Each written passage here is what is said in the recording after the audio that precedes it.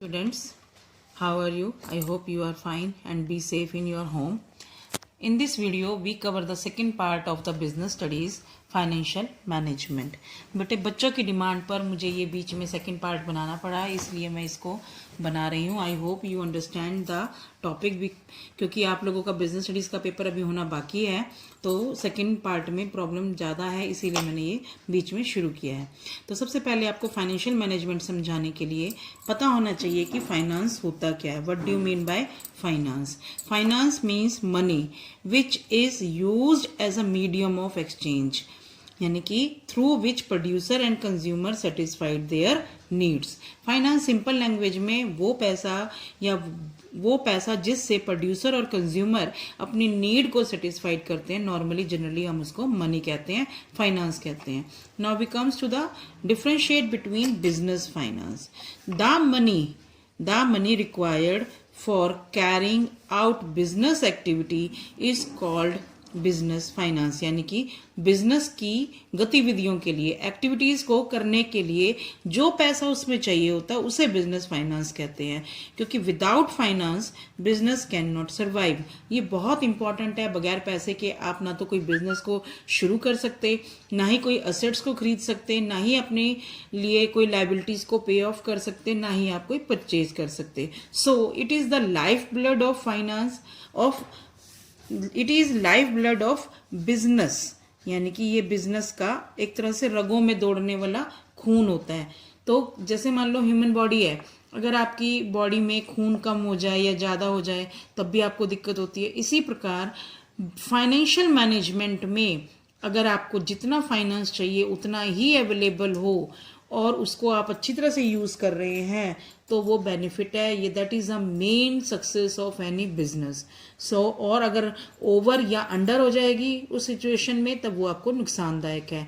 वो कैसे है वो धीरे धीरे पढ़ेंगे। So it is very important, यानी कि बिजनेस में फाइनेंस का होना, यानी कि business finance is an important term.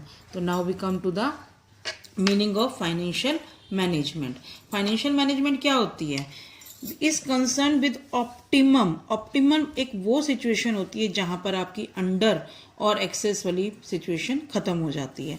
Procurement का मतलब होता है अवेलेबल कराना, यानी कि कितने सोर्सेज से आप उस फाइनेंस को अवेलेबल करा सकते हो। एज वेल एज, यानी यहाँ पे बात एक पॉइंट ही हुआ कि आपने कंसर्न करना है optimum. Optimum is the best point where procurement का मतलब फाइनेंस को अवेलेबल कराना, as well as uses of finance का अच्छी ढंग से भी यूटिलाइज करना। बटे जब आप बिजनेस में फाइनेंस को लाते हैं, मान लो आपने reasonable cost per, less cost per finance को ऑब्टेन कर लिया, क्योंकि उसके हमारे पास दो सोर्सेज हैं। एक हो गया आपका ओन्ड सोर्सेज और एक हो गई आपकी डेप्ट सोर्सेज। आपने उसको रीजनेबल कॉस्ट पे कर लिया लेकिन उसका यूटिलाइज्ड सही नहीं किया, तब भी वो वेस्ट है। तो यहाँ पर दोनों ही चीज़ें ऑप्टिमम पॉइंट को क्रिएट करती हैं, प्रोक्यूरमेंट और एज वेल एज यूजेज। समझ में आ गई?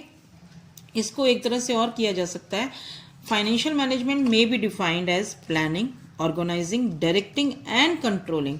बट स्टाफिंग को इंक्लूड नहीं करना। पहले 5 फंक्शन में से सिर्फ ये 4 आएंगे फाइनेंशियल मैनेजमेंट में। The financial activities of an organisation, किसी भी फाइनेंशियल ऑर्गेनाइजेशन की ये 4 एक्टिविटीज को कर लें, यानी कि फाइनेंस को अरेंज कर लें, ऑर्गेनाइज कर लें, डायरेक्ट कर लें कि उसको कैसे यूटिलाइज करना है।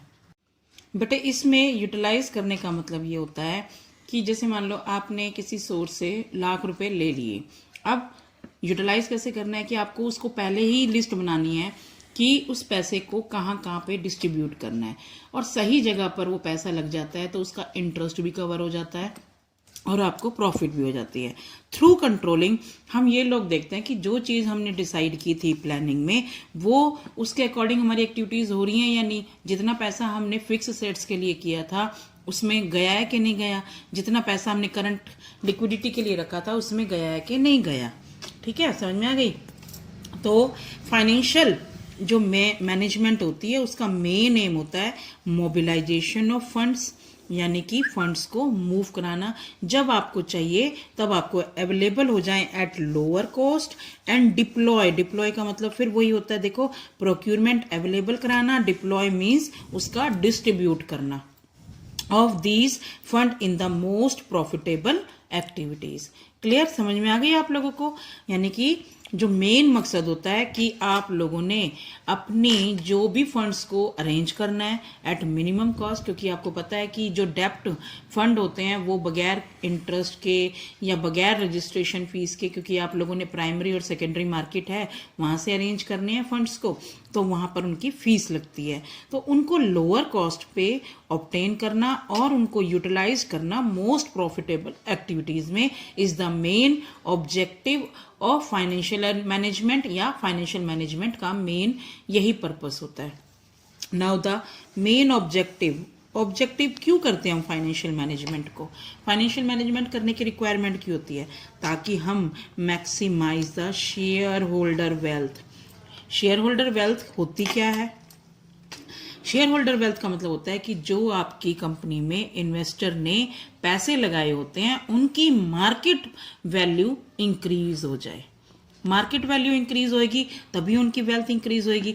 वेल्थ का मतलब होता है कि जितना, मान लो आप लोगों ने एक शेयर 100 रुपये में खरीदा, ठीक है, उस कंपनी का, लेकिन due to financial management and other activities, कौन कौन सी होंगी वो मैं अभी बताऊंगी, लेकिन उसकी वजह से आज आपकी उस 100 रुपये के शेयर की वैल्यू 200 हो गई या 250 हो गई या 500 हो गई, तो वो आपकी वेल्थ इंक्रीज हो गई, यानी कि maximise the shareholder wealth. कैसे निकालते हैं ये wealth? Number of shares held, आपके पास 10 हैं, 50 हैं, 20 हैं, 25, जितने भी हैं, number of shares held multiply market price पर शेयर। ठीक है, पहला ऑब्जेक्टिव कैसे हो गया कि शेयर होल्डर की वेल्थ को इंक्रीज करना। अब वेल्थ कैसे इंक्रीज होएगी वो मैं आगे पॉइंट्स में बताती हूँ, लेकिन सेकंड ऑब्जेक्टिव होता है कि इन फंड्स को अरेंज करना एट लोअर कॉस्ट, यानी कम से कम लागत में, and it utilise in a proper way. आपने इनको बहुत अच्छे तरीके से जब जरूरत होती है तभी इनको यूटिलाइज करना है। तो शेयर होल्डर इंक्रीज कैसे होगी? बट वेल्थ मैक्सिमाइजेशन 4 वजह से होती है। कैसे इंक्रीज होती है? पहला, profit maximum, proper utilisation of resources, maintenance of liquidity, meeting the डेप्ट टू कमिटमेंट। देखो, प्रॉफिट मैक्सिमाइजेशन कैसे होगा? कब आएंगे आपके पास कंज्यूमर? आपके मार्केट प्राइस में कब लोग डिमांड करेंगे प्रॉफिट की? जब आप उनको प्रॉपर समय पर डिविडेंड डिस्ट्रीब्यूट करेंगे। डिविडेंड का मतलब यहां पर होता है प्रॉफिट को डिस्ट्रीब्यूट करेंगे among the share holders at regular. और डिविडेंड कब बनता है? डिविडेंड को डिस्ट्रीब्यूट करने से आपकी गुडविल बनती है, गुडविल से आपकी पॉजिटिव इमेज बनती है। और प्रॉफिट कब बचता है? जब अपनी एक्टिविटीज की जो कॉस्ट है उसको मिनिमाइज करना है और जो उसकी कॉस्ट के बाद उसकी जो क्वालिटी है उसको इम्प्रूव रखना है। तो आपको नेचुरली है प्रॉफिट होगा ही होगा, ठीक है ना। यानी कि प्रॉफिट मैक्सिमम कैसे होगा कि आपने उनको समय पर देंगे तो आपकी इमेज बनेगी। और प्रॉफिट अराइज कैसे होगा कि जितनी भी एक्टिविटीज हैं आपकी बिजनेस की उनकी कॉस्ट को मिनिमाइज करो और क्वालिटी को इम्प्रूव करो। सेकेंड है आपका प्रॉपर यूटिलाइजेशन ऑफ रिसोर्सेज, यानी कि इसमें ना आप लोगों ने पहले डिसाइड कर लेना है रेशो को कि फिक्स असेट्स में कितनी लगानी है, करंट असेट्स में कितनी लगानी है, ठीक है ना, ताकि आप लोगों को कोई दिक्कत ना आए। तो फिक्स असेट्स में क्या क्या होएगा आपका, जो कि land and building, plant and machinery, और कोई प्रोजेक्ट, नया प्रोजेक्ट है उसमें आपने पैसा लगाना है, ठीक है। और आपने करंट असेट्स में स्टॉक, यानी कि स्टॉक ऑफ रॉ मटेरियल कितना रखना है, क्रेडिटर्स की जो आपकी है स्टॉक ऑफ रॉ मटेरियल के बाद आपके डेटर्स कितने हैं, डेटर्स की पेमेंट पॉलिसी क्या होगी, यानी कि आप उनसे कितने समय के बाद लेंगे। फिर ये करंट असेट्स हो गई, फिक्स असेट्स हो गई, तो ये आपकी प्रॉपर यूटिलाइजेशन होगी कि नहीं होगी, यानी कि आपने कैश कितना रखना है, बैंक में कितने डिपॉजिट रखने हैं, स्टॉक कितना होएगा, इन्वेंट्री कब तक मेंटेन करनी है, ये सारी चीज़ें क्लियर समझ में आई। फिर उसके बाद है मेंटेनेंस ऑफ लिक्विडिटी। लिक्विडिटी का मतलब होता है कि आपने तुरंत पेमेंट करनी होती है विद इन ईयर।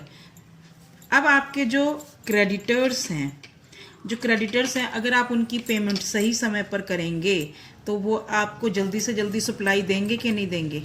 अब जब आपको सप्लाई टाइम पे मिलेगी तो आपका काम रुकेगा नहीं, आपकी प्रोडक्शन कंटिन्यू रहेगी। तो उससे क्या होगा कि वो खुश रहेंगे, तो आपकी क्वालिटी में भी इंप्रूव होएगी लगातार सप्लाई से। उसके बाद अगर मान लो आपने शॉर्ट टर्म कोई लोन, एडवांसेस कुछ भी ले रखा है तो उनकी पेमेंट भी प्रॉपर होनी चाहिए। सेकेंडली जो लास्ट है, आपने जितने भी डेप्ट कमिटमेंट इसी से रिलेटेड, क्रेडिटर्स हो गए, शॉर्ट टर्म लोन हो गए, लॉन्ग टर्म डिवेंचर्स हो गए, तो उनको समय पर पेमेंट करना। अगर ये चारों पॉइंट्स आप करते हैं तो आपकी गुडविल अच्छी बनेगी, इमेज भी अच्छी बनेगी। इट मीन्स कि यू आर डूइंग वेल और which increase the wealth maximisation. बच्चे, आप लोगों को कैसी लगी ये वीडियो?